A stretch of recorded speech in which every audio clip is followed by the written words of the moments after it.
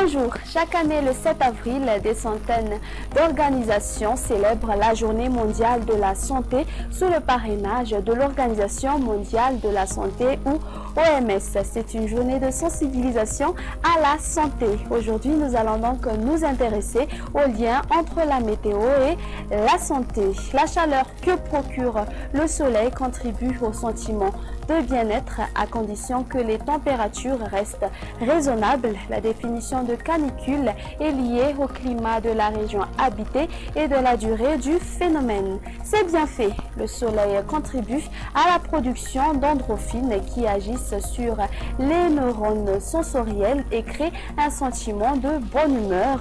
Il permet de synthétiser au niveau de la peau la vitamine D qui favorise la minéralisation des os. Enfin, c'est bien connu, une chaleur douce entraîne une sensation de bien-être. Les dangers, ils sont principalement dus à l'excès de la chaleur et à la canicule. Elle entraîne une fatigue comme celle ressentie après un effort physique, explique le professeur Jean-Louis Sammarco. Elle augmente également les risques de crise pour les personnes souffrant de pathologies mentales telles que la dépression, car ce sont les mêmes neurotransmetteurs qui touchent la maladie. De plus, certains médicaments affectent les températures corporelles. Elle entame la capitale santé. Il n'est pas rare de constater une fatigue anormale au cours de l'automne. Voici donc les solutions. Humidifiez le visage, les bras et exposez-vous au souffle d'un ventilateur.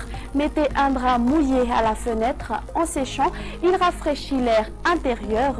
Abusez des douches fraîches et buvez régulièrement des boissons fraîches légèrement citronnées. Faites une sieste pour reposer l'organisme, mais ne passez pas la journée au lit et fréquentez les lieux frais comme les hypermarchés, le cinéma, l'église.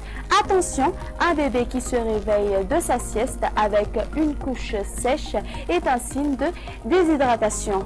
Mieux vaut prévenir que subir.